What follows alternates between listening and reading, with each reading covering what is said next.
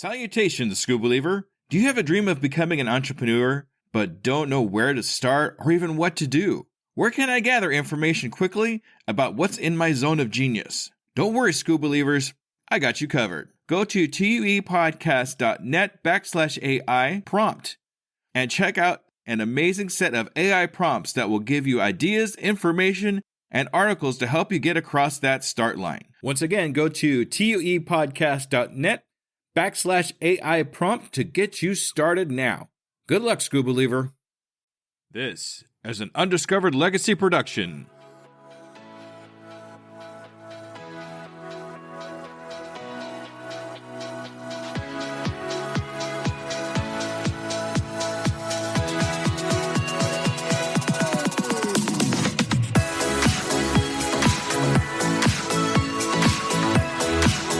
Welcome to The Undiscovered Entrepreneur, the podcast where brand new entrepreneurs come to life and could quite possibly be discovered.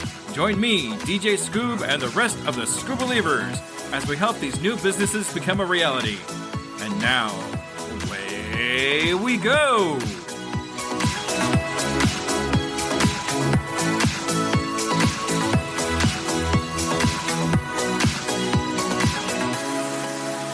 We now join DJ Scoob and the coaching of Laura Ribbins, CEO at Fitness Connection, already in progress. Okay, we've had enough about me. I want to know about you. Tell me about what you do and what your entrepreneur venture is and that kind of thing. And then after that, let me know what's on your mind. I mean, what are you thinking?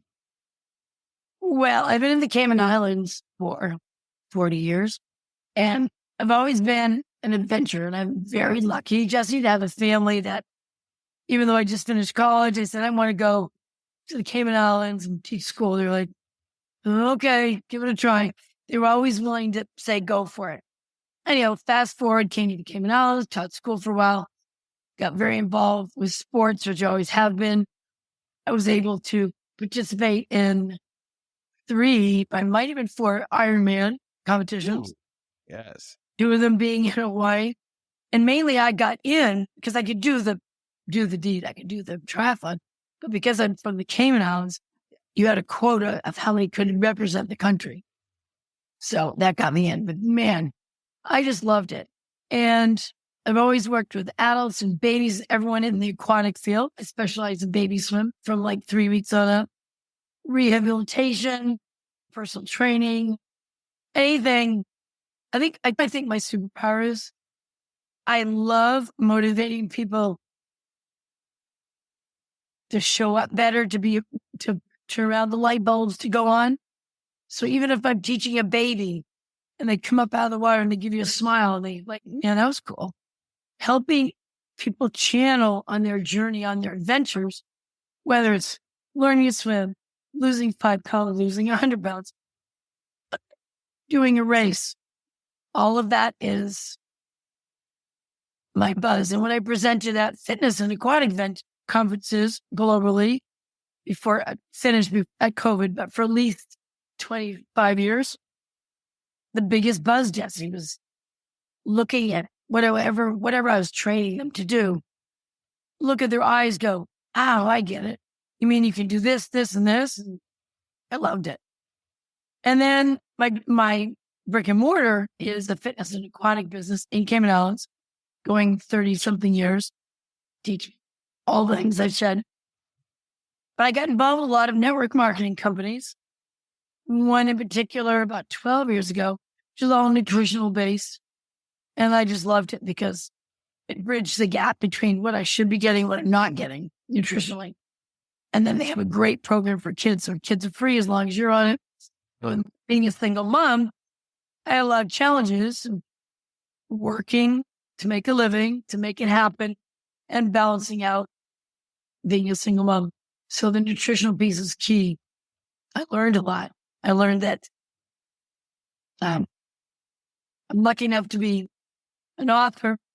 Nice. Yes. On 2 different books. I went to #1 bestseller on Amazon in 2021 and 2022. And one of the books was my chapter on, as an entrepreneur, working constantly, coming up with, we're usually ahead of the game. I'm obviously like or something because I'm a forward thinker. I missed every one of my son's baseball games on a Saturday because I was busy teaching swimming. The ironic thing is I own the company. I could have changed my schedule. My money mindset was so terrible that I put that first. I must say huge regrets. When I started to welcome abundance and realized that the things my parents taught me, the only thing they knew how to do at the time, right? I love them to death. No money doesn't grow in trees, being told that all the way down to eat everything on your plate because 500 children are starving over here, rather than listening to your body and how much you should eat. So I grew up in that era. So like I said, one chapter was finding that money mindset. And the second book, The Power of Yes, was me basically finding my voice. I was in a great relationship with an amazing person, my husband at the time, but I didn't feel good enough. I went through a bulimic stage. I went through losing my voice the minute that person walked in the room. A whole confidence shift around that. I could be in Japan teaching aerobics, totally fine, but in the relationship. So as I found my voice and realized how many other women didn't have a voice, then it was more about sharing that in a book. And also remember, I'm in a very small island. So for me to write a chapter in a book, everyone knows what you're talking about. Know what you're talking about. So you got to be careful. And that got me into more entrepreneur stuff, more side businesses. But mainly I started really during COVID in Cayman, Jesse, we are extremely locked down.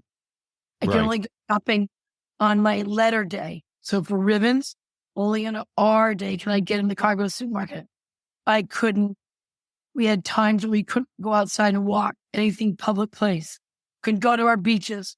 Luckily, I'm in a property with a pool, so we had our own time here. Very strict, which saved the country, but very strict. But the coolest thing was, I loved it. I went walking every day, did my own mindset stuff, started loving it, went down heaps of self-development with Joe Dispenza and sort of spending time in that positive mindset of, oh my gosh, show it how I just showed up totally differently. And then with Ray Higdon being involved in that sort of coaching, he does a thing called Wealth Wednesday. And Jesse, what that is, and I've done it religiously for almost 6 years now, is every Wednesday you pay it forward. So in the United States, you could pay for the guy behind you in the takeout at Starbucks. We don't have a lot of takeout here. So some people put money in a diaper box at the supermarket. What I do, it has to be money, is I take 5, 10, whatever I can afford, I attach it to a piece of paper. I take it to the gas station down the road. And they have the area, you go to a gas station, there's the area where they serve the food. Usually not the best choices. But I staple it to a piece of paper and I say, welcome to Wealth Wednesday, paying it forward. And I walk in there and they go, oh, it's Wednesday. And I hand them the little paper and then they give it to whoever they want to. So it's not attached to me. It feels so good.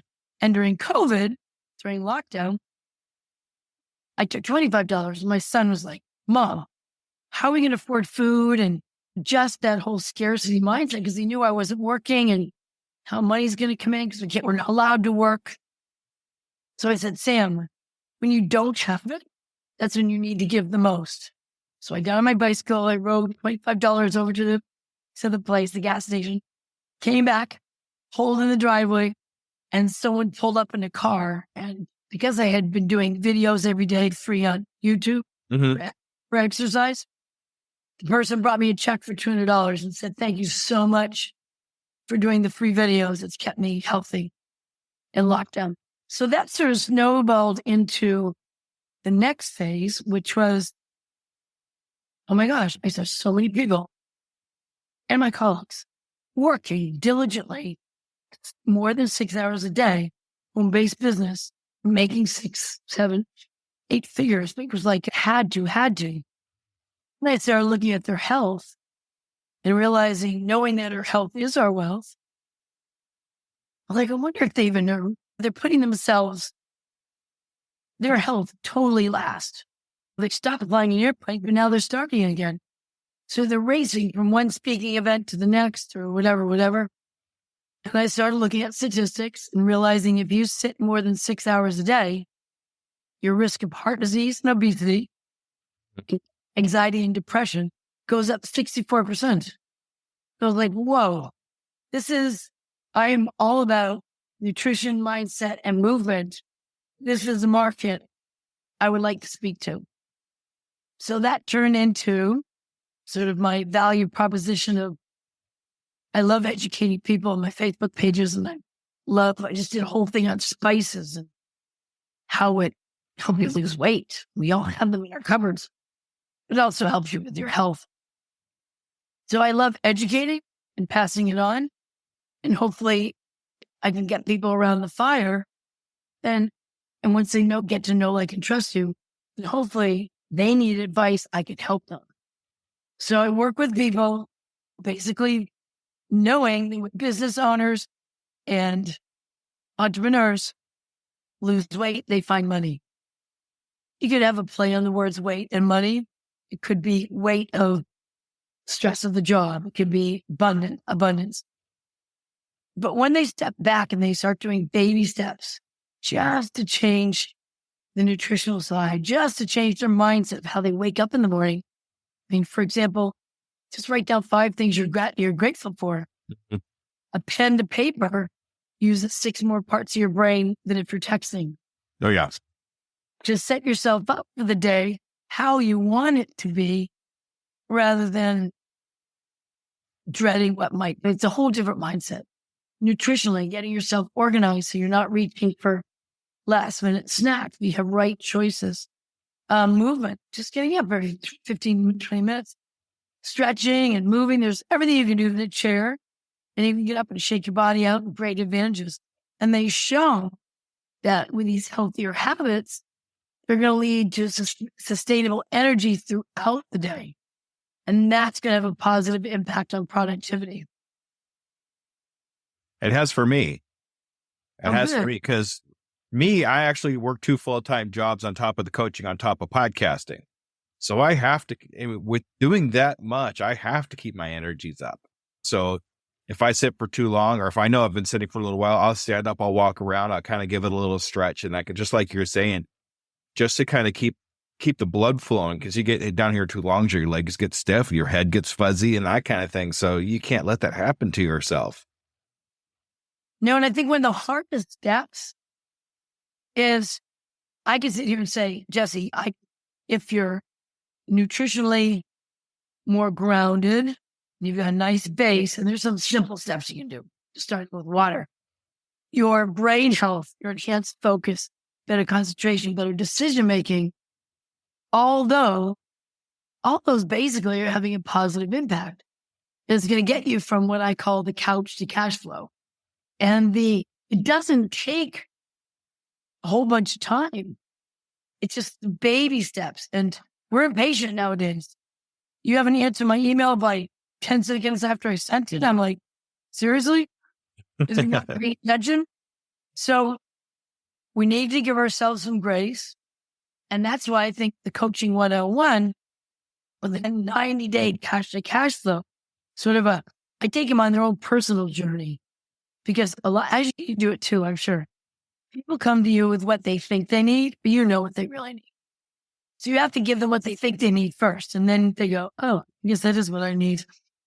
And the whole decreasing your midline to increase your bottom line is not going to happen overnight. But if you can start to see tiny changes for the entrepreneur, it's going to be huge. All right. You have a lot going on there, Laura. You have stories on top of stories, which is really good. I really like that you have a storyline for yourself for what you're doing. Well, I think you have to, don't you? Oh, definitely. It's definitely a part of business, so people can relate to you a lot more because they understand a story more than anything else. You could have them all the facts and figures all you want, but if they don't have a way to kind of encapsulate it in themselves and some kind of story, it's not going to stick. And I think emotionally, my heart goes out to, I'm a single mom, but I also, here's the trick. I couldn't wait to have a baby. Single mom. But I also use my words correctly. So when I wake up in the morning, I get to take my son to school. I get to do this. I get to do this. Whereas when I'm talking to parents here, and I see a lot of kids and their parents, that have to comes out of their head. And I go, if you just change have to get to, that's your first step. The second thing for parents is I advise them, avoid all yes, no questions. If you say to your kid, I don't know about you, Jesse, but I'm sure you didn't have a complete menu to choose from when you had dinner when you grew up. But if you ask a kid, what do you want to eat for dinner? I'll go to Burger King. Or just give them dinner, or give them a choice. With your chicken, do you want to have broccoli or spinach? Like, then there's a choice. And then here's my thing. If I'm a teacher of many ages, I need to help make a difference. So that student, which is 3 weeks old or 103, hopefully they can walk away with some kind of growth, a different perception on things, and feeling good about themselves. So if a little kid can leave the pool and I've just been giving him choices, I'm contributing to him making good choices when he grows up. But if every single time it's a yes, no question, you don't get a chance to make any decisions. And I've never been in the corporate world because I'm a teacher, and then I've always done what I love to do. I'm sure in the corporate world, there's a lot of yes, no questions. There's a lot of role, especially if you're working for someone else, but there's no choices. And we're made to make choices, especially when it comes to our health, which is our wealth. Exactly. All right. So I have a question for you here. We've gone over a lot already, how you love to motivate people, your books, you love mindset and how to do that, educating people. But which one of these things think that impact you the most? Two things. Okay, I'll give you two. First was a long time ago. I took saving all my money to go on a safari with my son. Loved animals. I told him he'd go when he was 7. But that didn't happen. I was too busy working. By the time he was 14, we're going to go on the safari. And we were so both excited. It was exactly what he wanted, only small group. So I'm making these payments. And I laid all the credit cards out on the table. And I'm like, okay, I got one more payment to pay. I'll do 200 on this credit card, 100 on this credit card. Well, how am I going to do this? Maybe $45 on this credit card. And tears are going down my face. And my son put his hand on my shoulder and said, Mom, you can use part of my college fund if you want for this trip. I was like, what flipping college fund are you talking about? And the properties, what are you doing for work? This is your college fund. And it was a huge wake-up call for my son and myself on how we were looking at money and mindset. And so from there, I got the next step I took. He went to college. And rather than, okay, what do you need $100 for? What do you need this for? I just said, Sam, I'm going to put $500 in your account. You make smart choices. When you need more money and it gets down to 200, tell me, and I'll put another 500 in. I'll worry about where that comes from. He doesn't have to worry about that. It shifted his old money mindset, became extremely responsible. And now we're treating money as money. It's not emotional. That was huge. The next big milestone for me was during COVID when I got to go walking. And every day, 2 miles, I still do it. Non-negotiable. I come first, then I teach swimming lessons. I come first, then I do this. And I didn't do that my whole life. So I always put a lot of people first. And now I still do. But my health is priority. And my role model, Jesse, I have a mom who's 95. She's extremely active, very consistent. So the minute I'm working on my business, I realize I'm not getting anywhere. Or what's happening? I realize it's being inconsistent and follow up. And my mom is every morning she's like your routine. She does this exercise, this exercise, exercise, and then she has follow up the day. And it's ironic because those are two things we need as entrepreneurs, right? Right. To be consistent, you have to have follow up. Okay. So what I'm getting, the two most impactful things out of everything we've talked about is your money mindset and your capability of putting yourself first. Does that sound right? Yes. Okay. In a non-selfish way. Of course. Yeah. Because As a matter of fact, I did an interview with a young lady named Fiona you probably should listen to that episode that I just put out yesterday. And it's big on self-love and taking care of yourself first. That might be interesting for you. Well, isn't it a shame that that's not something we're brought up doing? Oh yeah. Well, it stems from our parents and their upbringing. And the only way they know how to do it is what they were told. So it's up to us as this part of generation to break that chain and to break that mindset of, if you're taking care of yourself, you're being selfish. No, that's two completely different things. So what are we trying to accomplish in your business? I mean, the way you kind of explained everything, I love the stories, but I still don't understand exactly what your business is. Two things. Okay. It's an aquatic center. You have everything from swim lessons to babies through adults. Water fitness, personal training, water polo, summer camps for kids night out. They use my gym for community events. I live in the other half of the building. Okay. Even though I've been here 37 years, many people they think once they're in the front door, they're here. Right. Then I have a couple network marketing companies because I use their products. And I don't throw up product on people, but I have it so they can visually see it here. They have it as tools in my toolbox. So if someone's and it doesn't have to be, it could be a product that I'm using, like I share all the time. Where's my contraption? Here it is. I like having tools in my toolbox because depending on what your needs are, I might need to refer that client to some other people I know. Because I love referring people to other people. Not necessarily affiliate-wise, just because I know that's what they need. Right. You're still going to come back to me to ask the question, and then I direct them over here. The coaching, which is kicking off now, starts off with a 7-day on-demand challenge, which is all emails. So once they link in, they get 7 days of emails. There's a video with me saying what we're going to do. There's like suggestions for the day, a checklist, and it covers mind, body, nutrition, and movement.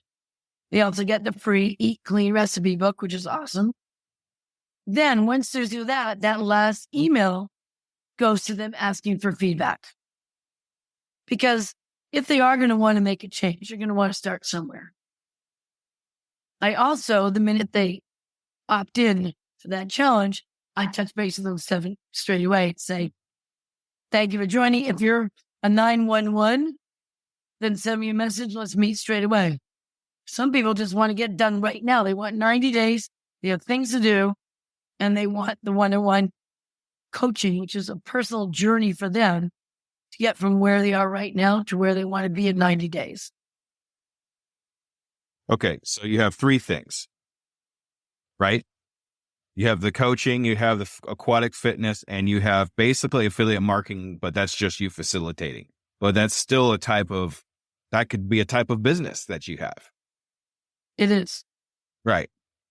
So out of those 3 that you have, which one brings you the most happiness? Which one brings you the most abundance? I mean, you have 3 things. You really need to start narrowing down a little bit if you want to start concentrating on the one thing that's going to make you happy. Now, I understand all 3 of these make you happy, but when it comes to making whatever your happiness is into a business, we have to concentrate on which one it is that we really need to separate. And to still work on the other 2 when we can. But what's the one out of those three, what's the one thing that brings you the most happiness? Awesome question. I love everything I do. My brick and mortar business, I love, but I'm also cutting down what I'm doing with it. We're building other team members in so I can be with babies. And then that's a business. I'm not spending hours with that. Right. Hence, my next passion, what I love doing is coaching people to get to where they want to go. Because I think what's so interesting as an entrepreneur and as a coach, you think you've only done A and B. Then they start giving you feedback and you realize, oh my gosh, they got A, B, C, and D at it. Right. Because you. So to answer your question, I love my full-time brick and mortar because I'm pulling back from it. I want to create a lifestyle where I've got coaching going on and I'll be able to travel more. As my son gets older, has a family. So I already have one legacy in the making. Right. And I've changed a lot of lives with that. That will continue. I'm just raising the price point of it. And then I got smart finally. And then the coaching is my next thing. And I'm also saying, okay, I'm only working with 5 people because I want 5 people to turn around and at the end of 90 days, have an amazing testimony and know I did. What do I need to tweak? What can I do for them? Have you gotten anybody to take part of that yet? Or is that literally just getting started? Just getting started. Okay. Because I saw you sent me a link on the Facebook Messenger.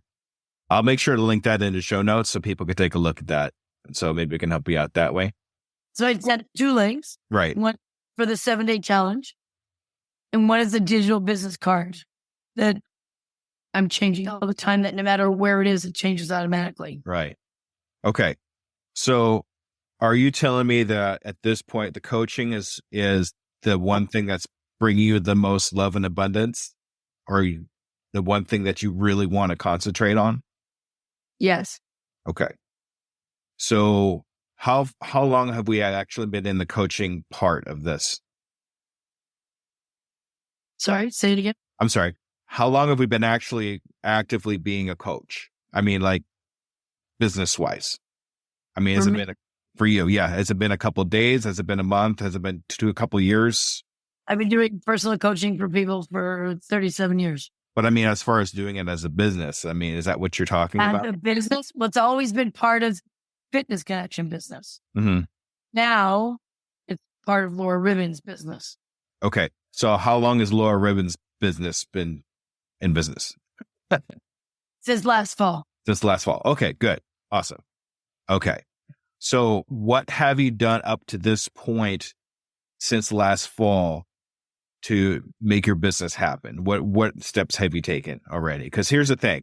I don't want to give you a bunch of steps, but you've already taken them already. Okay. So I'd be wasting both of our times if we did that. So what I'd like to know is what you have done already so I can see where to take you from there. Working on consistency and everything I'm about to mention. But I'm on social media, showing up, giving valuable content, whether it's about a mixture in a jar that helps you from the flu, or whether it's of how important water is, having a grain of salt when you drink water. Education was something fun. So people stay around the campfire. That's my objective. Number 2, on stages. I do a lot of Facebook Live swaps, only a couple of podcasts, and just on a summit tonight before we spoke. Right. And I've taken on hiring a speaking coach, and that coach is doing what they call a done for you. So they'll get me on stages. They also help us work on our speech, enunciation, your energy level, whatever you need to do for that. And I think I have to be careful. I just turned down an amazing opportunity to present in California at the end of April And Jesse, I had to ask myself, am I ready? Right? To pay, as you get on stage, they can pay you do it free, or you pay them. Mm. It was a you pay them. But the marketing that went with it, what you get once you're there, to the select group of 80 people in the audience, with a very prominent person running it, I'd have to fly there. It would have been a great opportunity. However, for me to show up how I want to show up, I want my LinkedIn totally revamped. I want certain steps taken before I go onto that stage. So that's what I'm doing now, is working on the baby steps of making sure things like my bio and Facebook, whatever I'm doing, and LinkedIn, it's congruent to the audience I'm trying to attract.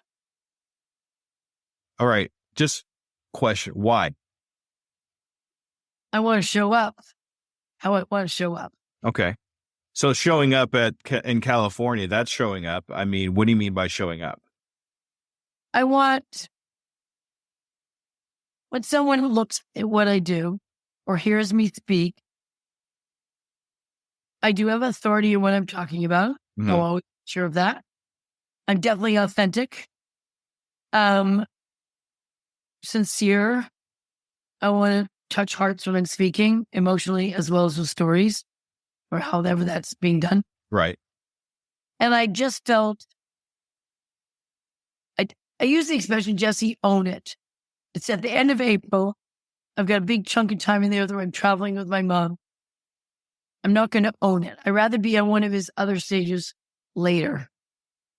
So that is my reason for me to, now my colleagues are like, of course you're ready. But for me, it's not about getting on stage. I've been presented a lot of stages. That's not the issue. I just want to feel, because it's a new venture. And I know it could be, you get 2 clients out of it, they'll pay for the whole thing. Right.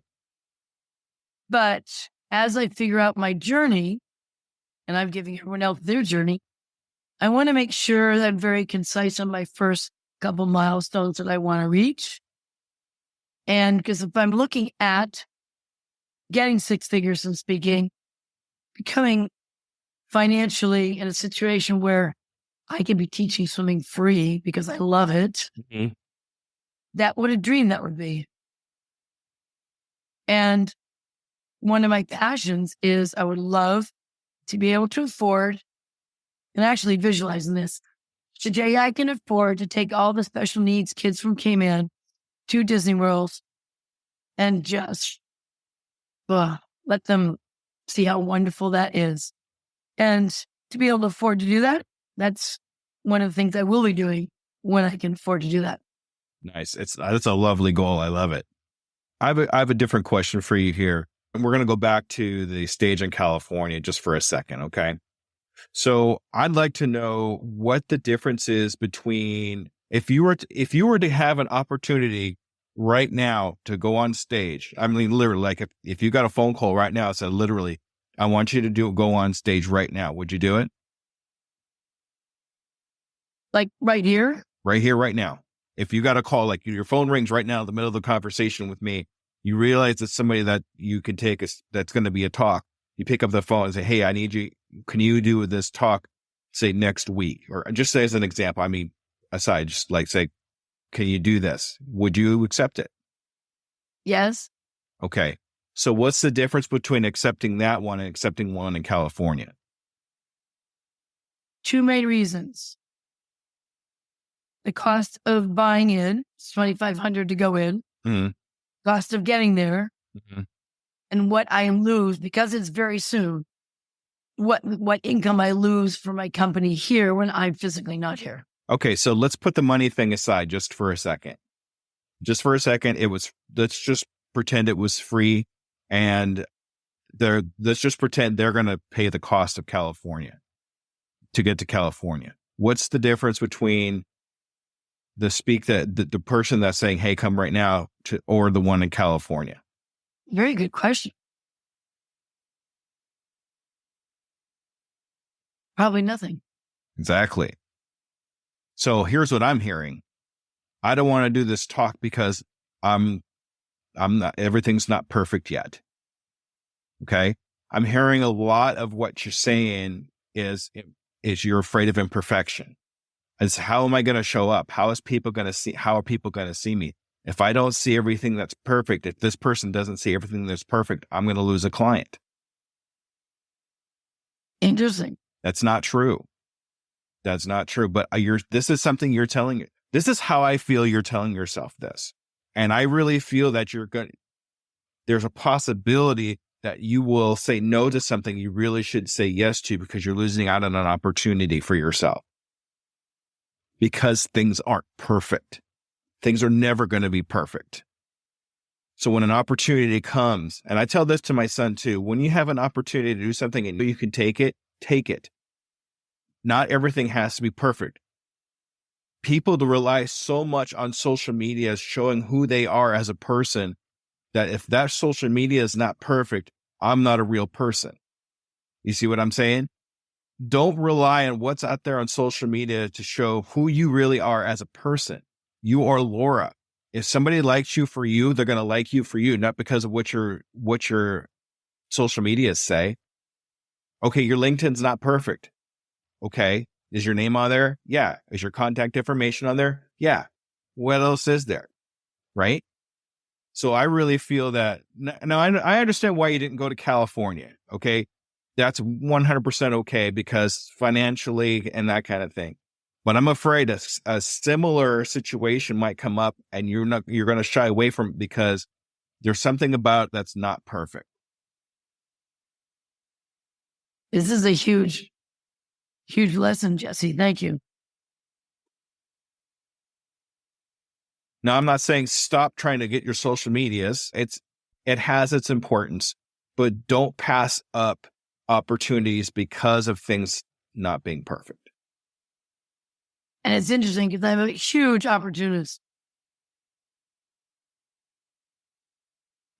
Most entrepreneurs are, but sometimes they come across something that I'm not going to necessarily call it fear, but it might be it. I mean, that's up to you how you categorize it. Perfection is a type of fear. I'm afraid that something's not going to be perfect and something bad's going to happen. It's something I've studied up a lot on is fear. So I always go to do you know the acronym for fear? No, go for it. What is it? It's okay. False evidence appearing real. Oh, I love that. Okay. Not everything that we do is going to kill us, right? It's not a saber-toothed tiger that's going to bite us, but we're not going to know what's going to happen until we actually do the thing that we're scared of. We're going to have regrets if we don't at least try, right? What if I don't want to do it because my social media is not perfect? But how do you know if it wasn't going to actually give you a client anyway? You just never know. What is it again? False evidence Appearing real. appearing real. Wow. And I think a lot of what you're doing here, you can actually apply that acronym to and have a different mindset, a different mind shift about what you're trying to accomplish. The other thing that I'm going to kind of get into it now. The other thing that kind of comes across to me is you have a lot going on as far as story, and I love it. But the problem is there's no synchronicity to it. It's not getting, I'm going to say things probably most people won't say, but it's not getting to a point. It's not getting to something where it comes a point. It's your story. It's your personal story, but it should end with, and this is what I learned from it. Right? Something along those lines. So, I mean, there's just so much that you can actually start losing people in your story unless you have some kind of point to the end of it. Kind of think of it as the hero's journey. I'm sure you've heard of the hero's journey, right? Go for it. What is it? Okay, so every story that we love in society has certain aspects in it to make it a good story. It has a hero, it has a guide, and it has a problem. We start with a status quo. This is how life is normally. Now we're faced with a problem. We don't know how to solve this problem. We just know it's a problem. We meet a guide along the way that guides us to the right direction, that guides us the way we need to go. And then because of that guide, we finish the problem. We solve the problem. This is a very, very short subject version. It actually goes a lot longer than that, but I want to keep it short for you. So here's the thing. When we're telling stories, we want to take the position of the guide. Okay? A lot of entrepreneurs have a bad habit of putting themselves as the hero in the story. Okay? That's wrong. If we're going to make an impact in somebody's life, we don't want to be the hero. We want to be the guide. We want to be the coach. That's what we're talking about here. So I would actually you could actually go to YouTube and look up a hero's journey. And there's about 15-minute video on how that actually all sections out. The longer version of what I just told you. So a lot of the storytelling that you're telling me here is really, it's okay that you're telling your story, but we need to change the story just slightly to where you are the guide. Like when you talked about your son and you guided your son in the money aspect, that's good. That's what I'm talking about. Something along those lines in your storylines.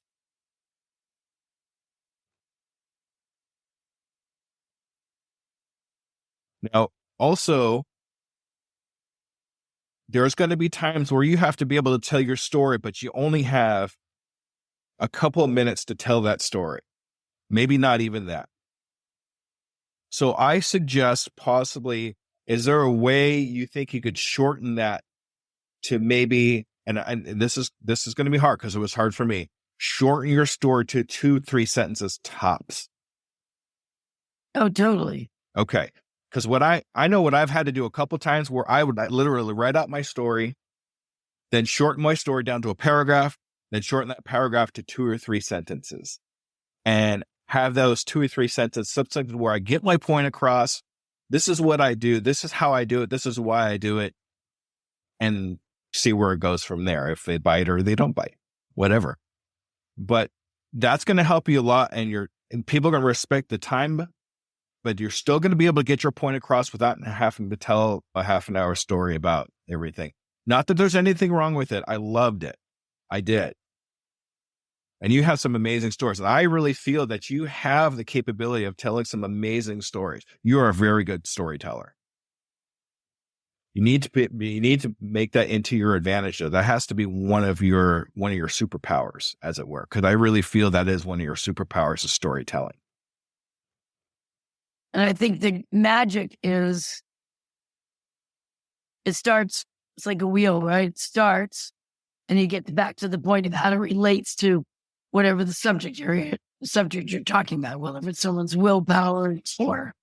Well, you want it to end up where your zone of genius is, basically, is what you're talking about. And that was some of the questions that's why I asked a few of these questions. A lot of your story revolved about money and money mindset. So you want to end your story with how this can relate to whoever you're talking to and improve their money mindset. Same thing with self-care and self-love. Tell your story about self-love, but at the end of the story, say, this is how it can relate to you, or finish the story with them as the hero.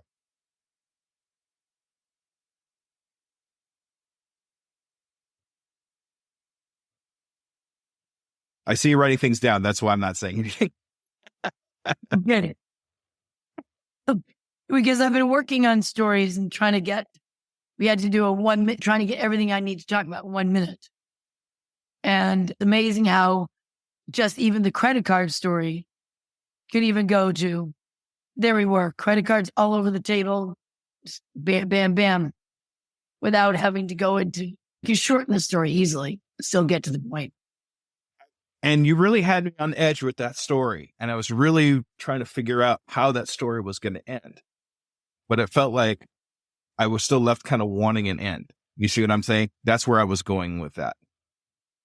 And I really feel like if I was a customer or guest or however you want to say it, and my thing was money mindset, that would be a perfect story to be able to tell them about how the money mindset was set into your son because of this story.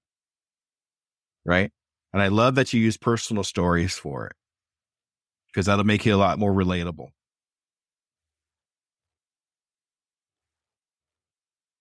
This is Okay. fabulous. What else we got? Oh, I love Wealth Wednesday. Isn't that cool? I love Wealth Wednesday.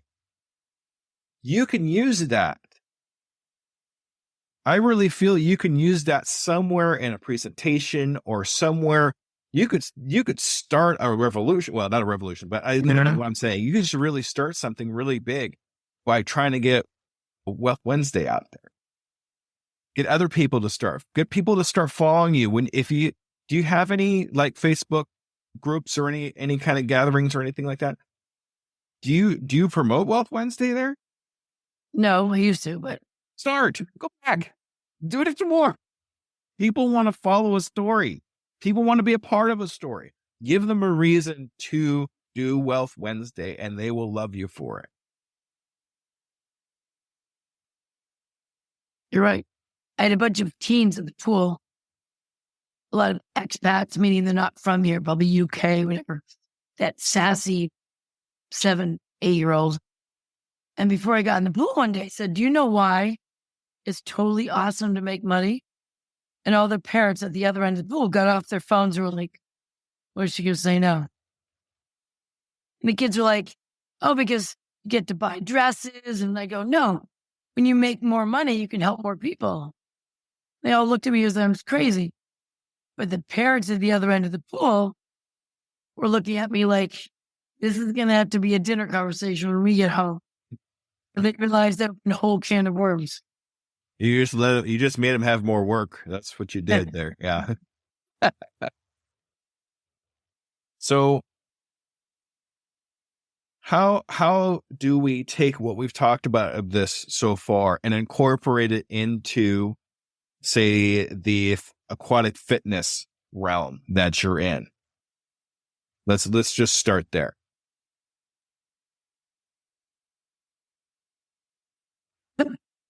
Am I talking about what happens in the aquatic fitness realm? Well, here's the thing. I really feel that you can actually incorporate a lot of what you're learning here into the aquatic fitness. Don't just do aquatic fitness. You could even start coaching. Start talking about this kind of stuff in your aquatic business. You see what I'm saying? Integrate it into what you're doing. That way you actually have more practice into being able to talk to other people. There's nothing wrong with practicing that. And possibly even pulling out some clients. I do quite a bit of that when I'm teaching. Oh, good. Okay. Yeah.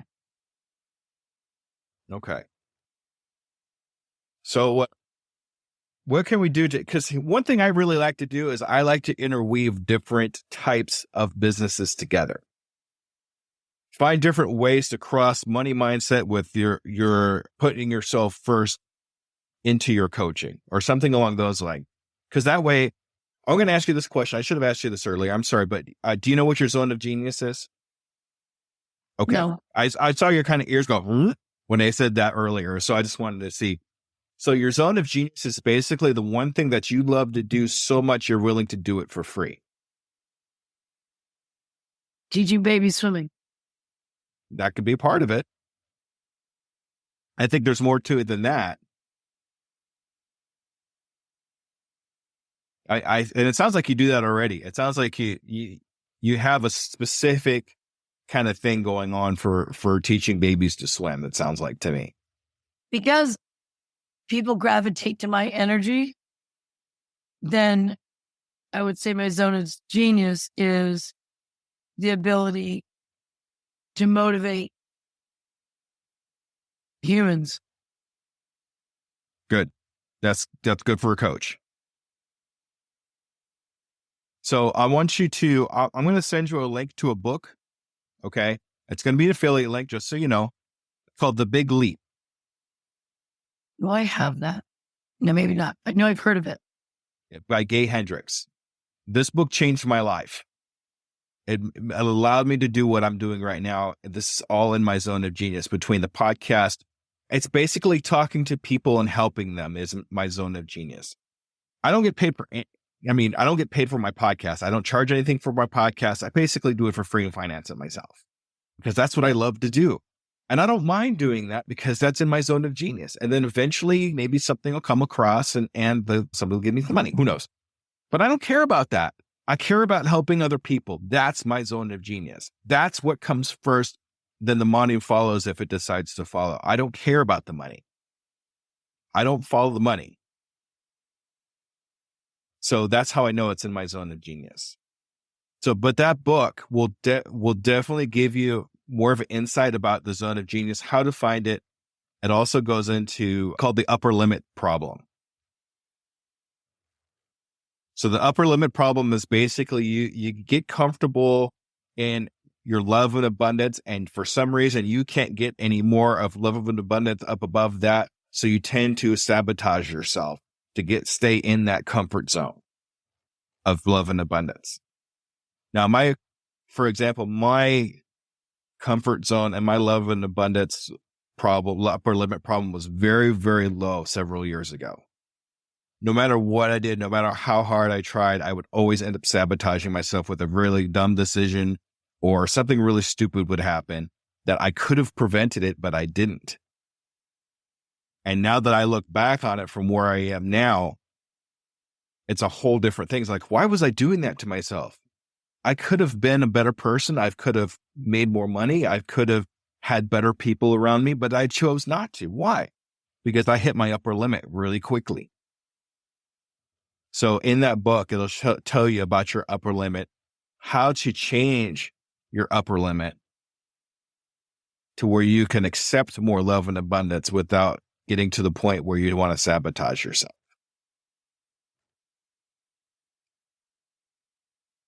Okay. You're muted. So there you go.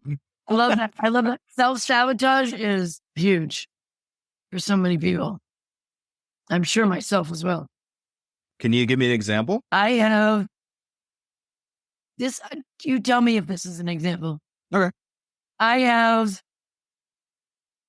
about 15 boxes of papers that I need to go through and either throw away, or if something needs to be filed for taxes or whatever. These are like years of stuff. Because I'm in the Cayman Islands, so some things you have to keep for so many years. I'm not a procrastinator, but for some reason, everything comes before dealing with that pile. I've gotten over the fact of beating myself up for that pile. I don't look at it and think, oh, you're less of a human because you didn't get it done. But I think I definitely, if this is what you mean, self-sabotage myself out of even dealing with it. Does that make sense? Makes perfect sense. The answer is yes.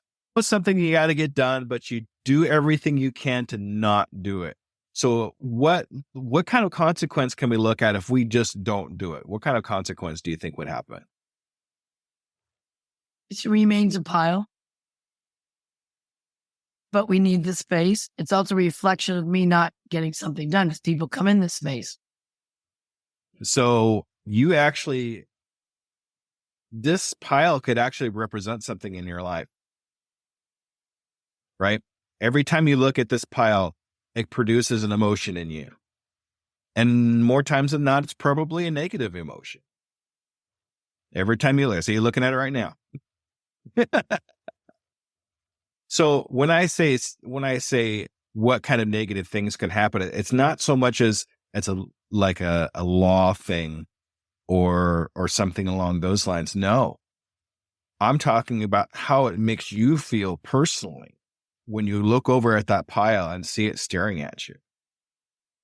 So we have to find a way to get rid of that pile. I have a feeling if you find a way to get rid of that pile, you're going to find a way to make everything else happen. It'll feel so good when it's not there. Exactly. You look over and instead of seeing that big pile of papers over there, you see a table with a plant on it, whatever. Take that place of it. But I have a funny feeling that that pile of papers represents something in your life. And the only way that we're going to be able to take that pile down is two ways. One, a little bit at a time, or match. I'm liking the match idea. Yeah. But I mean, if we do the match, we're doing it the easy way, right? The quick way. And that's not always the right way. So I would start I would start tackling that pile 15 minutes a day. Sit down. What I am doing is I have a friend of mine that comes in. She needs to earn some extra money. So she comes in. She does a certain part of it free, like in different piles. Like shakes about these are magazines, or this and that. And that's how we whittled it down the last week and a half. Because I'm held accountable to a greater degree if she's here, and then I have to be here with her to do it. But I had to recognize that. I had to recognize, Laura, I just need to have one person here that I can focus on just this and get it done. So here's the thing, and I'm glad you brought up that example. I'm glad you're doing that because now, since it's not doing this paperwork is not in our zone of genius, obviously, it's not mine either, right? So what we do instead of trying to tackle this pile in the zone of oh gosh, now I have to remember the zones. I don't want to say zone of negligence, but it's like one above that. It's probably the lowest thing on the totem pole in your zones of genius. Instead of tackling yourself and it taking forever and it staring at you, you delegate it out to somebody that it is in their zone of genius, that is capable of doing that. So you're actually taking care of it the right way. You're letting somebody, it may cost, but what's the real benefit of you spending that money? And how much you think it's really going to cost if you don't? Totally. So, and that will also be in that book as well, too. The different zones. Well, I think what also you're pointing out, Jesse, that the book probably does as well, is no, I don't have to do everything myself. Like it's not, it's like I don't iron and I don't change tires. I'm not going to unless I have to. So that's not in my zone of genius. And I like the fact that I can now look at this pile and go, that's not in my zone of genius. So I love it. Yeah. There you go. More positive anyhow. Yeah. A lot more positive than staring at it. That's for sure. How are you taking advantage of affiliate marketing? I know you said it's not affiliate marketing per se, but I mean, you have products, especially doing in the aquatic fitness area, where you can actually take advantage of a lot of areas that will help you make money. So how are we taking advantage of that right now? Affiliate links go out with various newsletters and emails. It's very easy for me to give a link to somebody. I don't feel like I'm pushing anything. Mm-hmm. I do talk, one of the companies I'm involved with, which is clothing, everything I do, nutrition, clothing, whatever, is great. And I share that openly to people. So whether it's in social or an email, a text, and now we're having our website redone. So some of the things in the bottom, it's more of I don't know if you call it a blog, but it's more about me coming in with this. If you want more information, send them someplace to look at it. Mm-hmm. Just make sure you go through a link of some kind that, exactly. So you get credit for that. But how are we taking advantage of that physically in the fitness aquatic area? Only with one company that I don't get, and it is affiliate, I don't get any money from it, but for equipment. Mm-hmm. But what's more important is because Amazon's becoming such a big deal down here, is to get on an Amazon affiliate. I was on it before. I forget what happened with being in Cayman, credit cards. But Amazon's one thing to go back and look at because it's really easy, no matter what you talk about, except for some of the specialty things I do, to easily go to Amazon. Okay. So that's what I use. A lot of my products are Amazon affiliate products. The one thing most people don't know is if they buy anything else in a 24-hour period after using your link, you actually get a percentage of what they buy. Yeah. So I wasn't sure if you're aware of that. I'm sorry. No, I am. And I just actually repeated it tonight. You're key to them, but only for 24 hours. Right. Also, you have to be careful. If you don't have anybody buy anything from you in 90 days, then they kick you out. So, right. Then you have to reapply again. Yeah. So just kind of keep that in mind as you go along there. So what else can we do? Can we maybe find affiliates to work for us? Yes, that's how I work with a lot of my colleagues. I'm affiliate for them. So it's just someone who does Pinterest and training. I understand that, but I mean affiliates to work for you, Laura. Yeah, and once I have an evergreen product. Do you really need an evergreen product to be able to have somebody work for you? You mean for someone so even affiliate to send them my way for coaching, you mean? Could be a possibility. Didn't think about that. You send me somebody and I'll give you a $50 finder's fee or whatever you decide. It's up to you. We did that a lot in car sales. I'm a former 16-year car salesman. And a lot of businesses and deals that I made were through other people sending me people and me sending them $25 back. You could do the same thing here with just about anything that you're doing. You could even do it with, hey, send me people to my aquatic fitness area and I'll give you a finder's fee, new signups, whatever, that kind of thing. There's a lot of ways. You obviously know the affiliate if you're an affiliate for somebody else, but we need to flip that for you and have you take advantage of those same things from other people. You need to start benefiting from affiliates, not these other people. Fabulous idea. And what do you feel about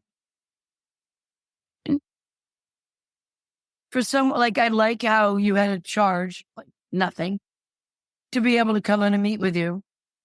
I think holds people accountable. And I was thinking with coaching, you don't want to be giving away a whole. I mean, I think it's important to have that that time to meet to find out if you're a good fit for each other. Do you think that should be a billable thing? That's up to you and what your comfort zone is or what you're comfortable doing. If you feel it's something that should be, then sure, why not? There's only one way really to find out. I mean, I have limited time. So, yeah. Well, that's why. Well, if you have limited time, that's when we start going into boundaries. I think your boundaries are actually pretty good from what I'm feeling from you right now. It's the only way I've been able to accomplish what I'm accomplishing is very, very strict boundaries. I will work at this time on these days, only on this. If it's during that time you need me, you're going to have to wait. If it's after those times, we could talk about it or that kind of thing. But to be able to, if time is one of your major things that you really need to work on, then you got to make sure you set those boundaries so that time can be met.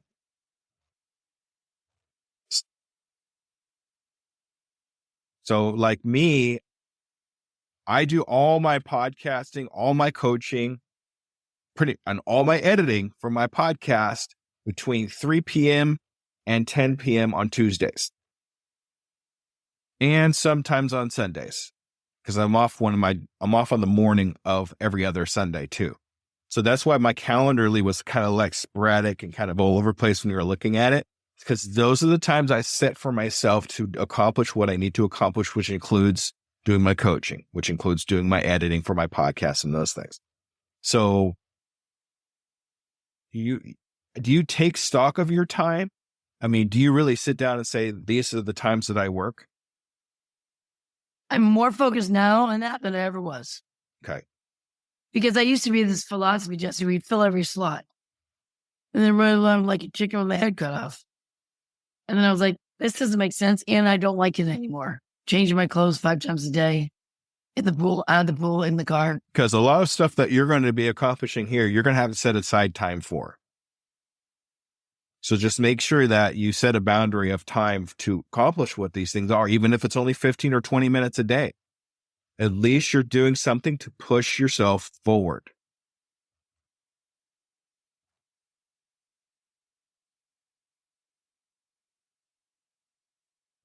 Because that's going to be the important thing. Without movement, without taking time to start, get across the start line on a lot of these things, there's no finish, right? Agreed.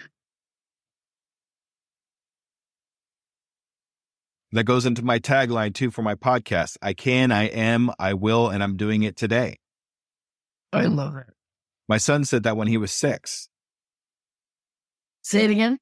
I can, I am, I will, and I'm doing it today.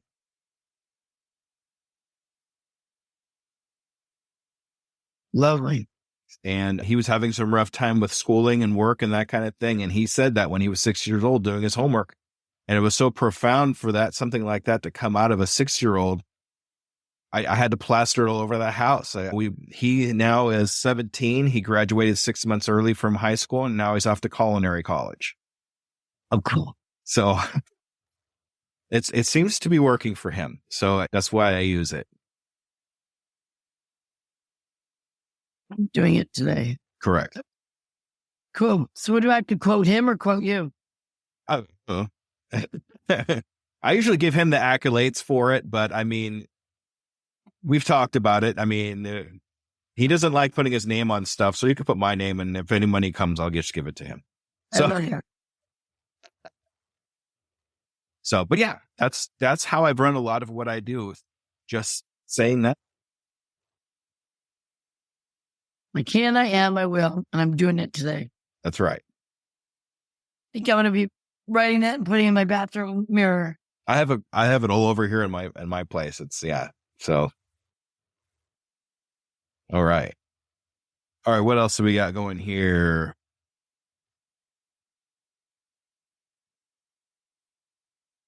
I wrote down the word educate because you really like doing that. You told me that earlier.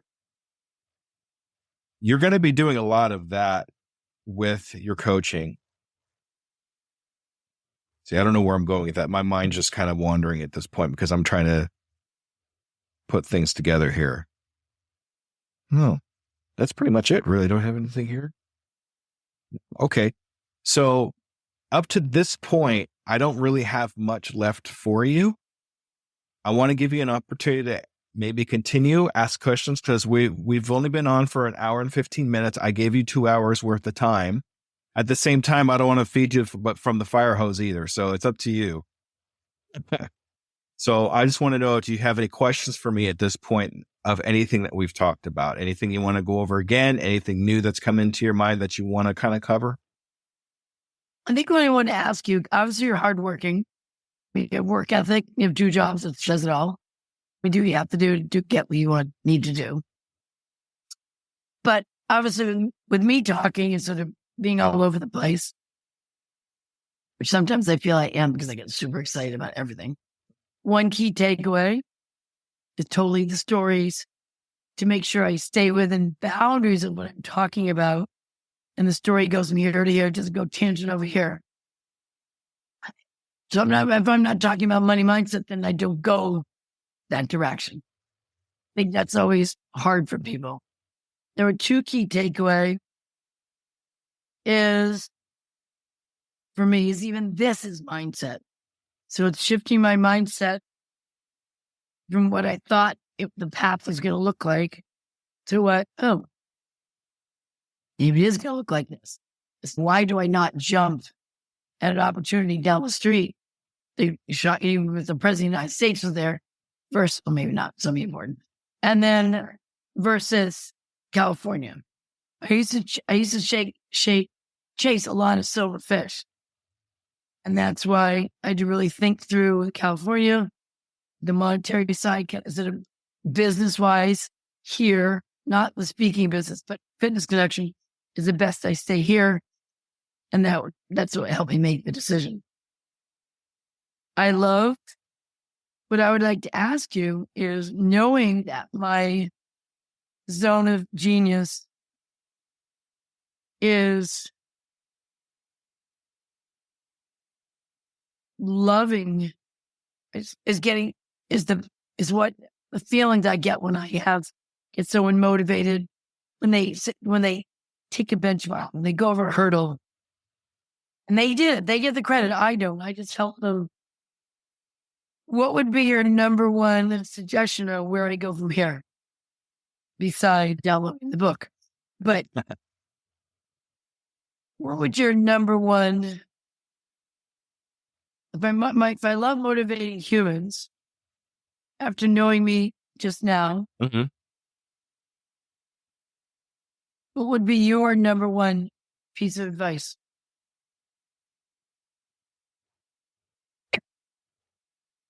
That's kind of rough because it can't come from me. It has to come from inside of yourself.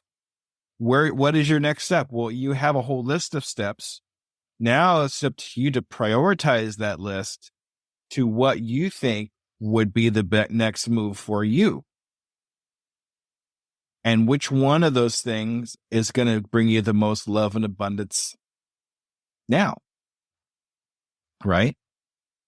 So I want to give you an answer to that, but unfortunately I can't, because it's not up to me. It's up to you. It's a great answer. I respect you for that. Because my answer would be something that I feel for me. Where would I go? What would be my next step? What would be my advice? That's not what we're talking about here. We're talking about Laura.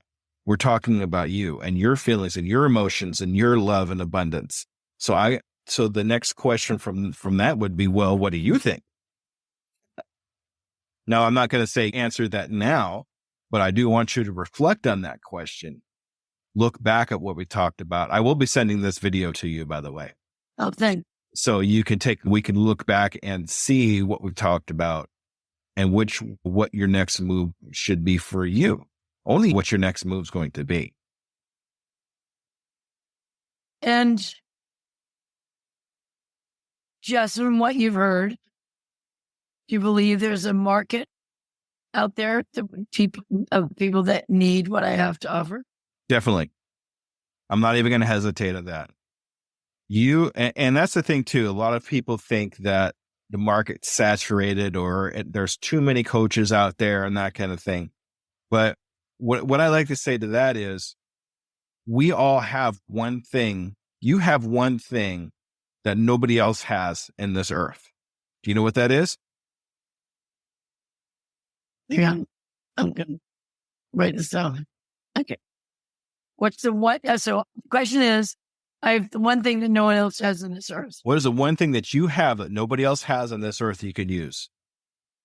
Me. Exactly. Laura is going to be the person that everybody wants to come to. If they want to go with Laura, they're not going to come to you, right? Your vibe attracts your tribe. People are going to follow you for you.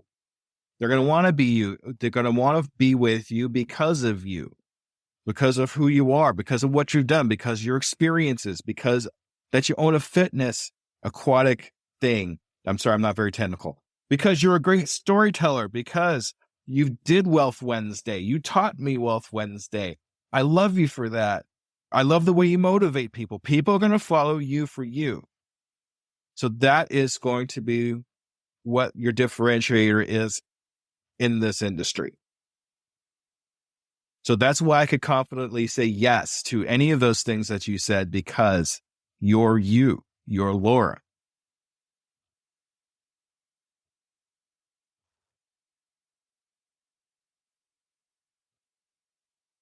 There you are. Yeah, here I am. Sorry, I froze up a little bit. Okay. That's why you can confidently say. That's why I could confidently say that, yes, you will there is a place for you in this market. It's because you're Laura. You are you. And you have the experiences that you've had in your lifetime. And that's what people are going to want to be with you for. And your coaching, I think one of the hurdles that many entrepreneurs have, I'm going to use myself as an example, is let's just start with coaching. How does that coaching look 3 years down the line? Starting with 5 people, and then going to once you have 10, that goes, they add on to another group. Because every 90 days, a new group starts. How the whole 5-year plan works out. That's something you with? Yeah, it's different with everybody. Everybody's going to have their own roadmap on how they're going to approach their coaching. So my roadmap is going to be different from your roadmap. It sounds like you're going to want 2 or 3 clients, maybe 5 clients, but at the same time, you want to have some group coachings put together for you. So it really depends on you and how you want to run your business. It's funny. It sounds like I'm deflecting every question right back at you, but at the same time, that's really the way it needs to be. I mean, as much as I want to say, this is step A, this is step B, this is step C, and this is step D for you to accomplish and meet your goal. If I said that, I would be wrong because I don't know. First of all, I don't know what the future holds for you. I don't know what's going to happen. So how am I going to give you a roadmap if you don't know what your future is going to be? This is a roadmap you need to make for yourself, right? When I get my first when I get my first coaching client, I will do this with them. And then after that, I will do this with them. And after that, I will do this with them. And then when we get to that point, if they still want to continue, I'll put them here. Right? Now, if you want to build a roadmap for yourself and then run it by me, I'm perfectly happy doing that and giving you advice on the roadmap you actually make. But the initial blueprint is going to have to come from you first. Isn't that fabulous? Because the whole key to everything is asking the right questions. So I don't feel you're deflecting. I feel you're asking, just like if you were talking to a client, you're asking, and just like me talking to a client, I'm asking them questions to help them reflect where they're at so then they can make their own decisions. Exactly.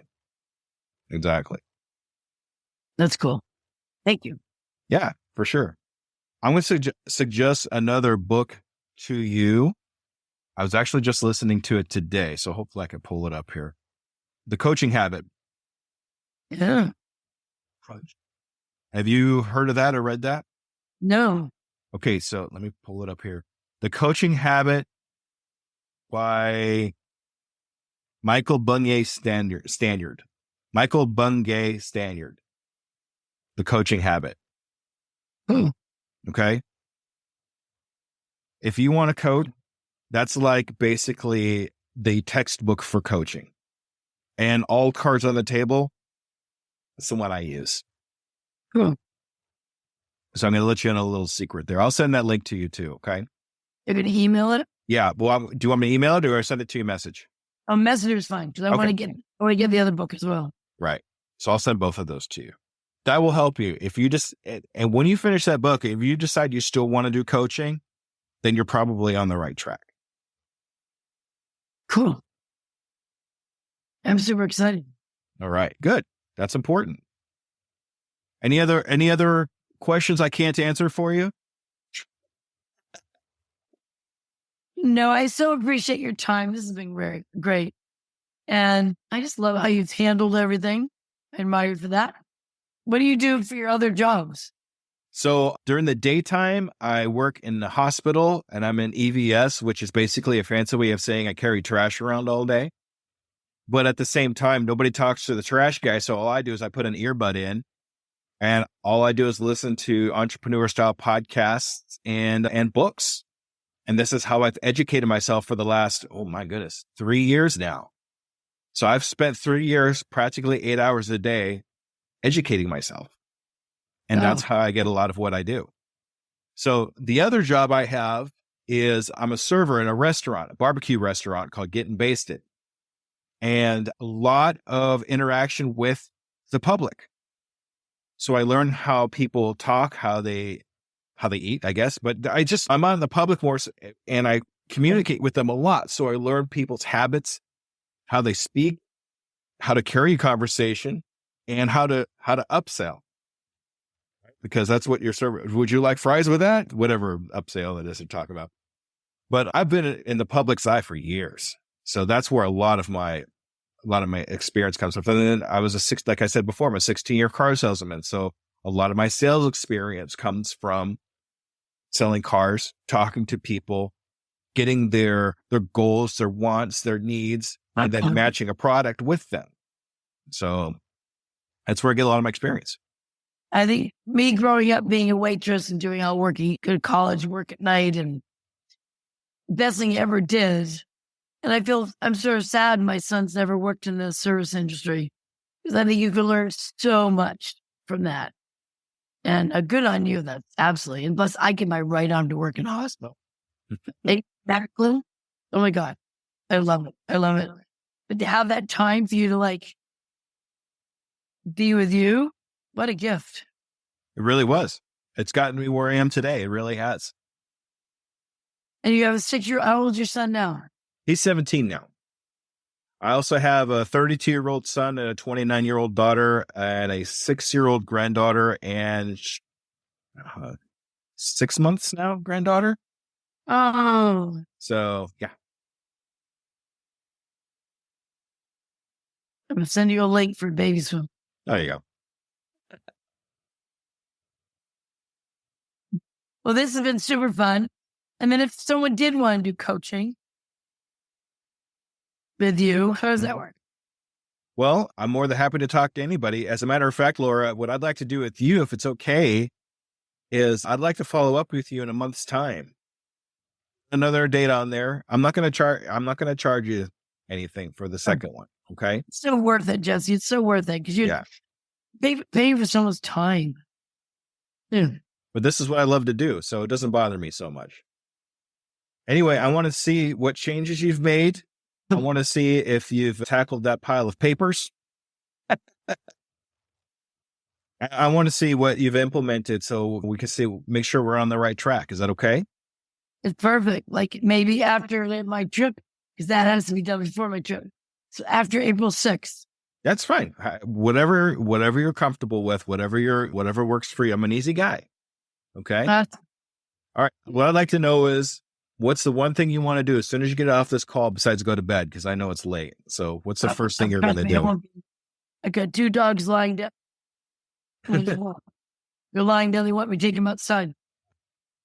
I'm going to download the first book, The Big Leap, so I can use it when I go walking tomorrow morning. There you go. What would you do first, the Big Leap or the coaching habit? I would get the Big Leap, 100%. Make sure you get the audio version. Yeah. That's what I use. So, yeah. It's all audio. And then looking at a table has a 5-pound piece of fat on it. All my spices, when I was talking about how to lose weight with spices. A thing in front of me, a big sticky note about dog. Do you have dogs? Cat. So it was all about dogs and the fact that cats are the same way, right? Doesn't matter where you go, you come back and they love you to bits. And I don't know what, even you would know. So one day, how's this work? If they only get 1 day a week. So 1 day for us is equal to 1 week for a dog. Right. What is it for cats? I want to say it's 9 because they're smaller. I'm not 100% on that. I'd have to Google it. But I just think it's so interesting because I didn't know that until I looked it up. And I didn't know with babies how the chance of eczema, if the mother's pregnant and has a dog and the dog's around the mother, the chance of eczema is the baby won't have eczema. And then once they get to the bacteria dog carries and they're around young babies, helps the baby not have asthma. Mm-hmm. That's right. So I wonder if cats are the same way. Could be. Basically, what it does is it builds the immune system in the child to be able to handle something like that. And as high as it is, it actually carries on to the rest of their life. They'll probably be less sick on that kind of thing. So, yeah, I think so too. Cool. Let's talk about. All right. Yeah. If you have any questions, please go. You know how to get a hold of me, right? I know where to find you. DM me anytime. Okay.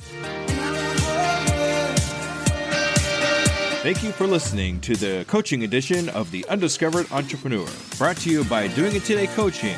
If you want to get across the start line, contact me, DJ Scoob, at doingittodaycoaching@gmail.com.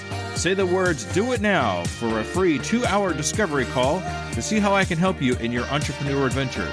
Art and graphics by Elaine Wilson, supported by my Patreons, Brian Briggs of Ocean Tree Creative and Oliver Siegel of Anal, and hosted by me, DJ Scoob.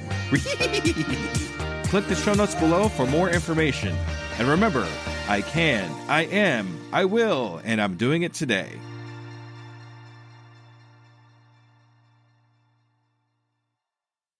All right, so if any of you have ever listened to any of my podcasts, you know that self-education is so very important to me. That's why Undiscovered Entrepreneur, an affiliation with Audible, has joined forces to give you this special deal. Go to tuepodcast.net/audible and receive a 30-day free trial and a free book. I would suggest a book like The Big Leap or Superfans, or anything to get across that start line. So once again, go to tuepodcast.net/audible for your 30-day free trial and a free book. Do it right now and see what it can do for you.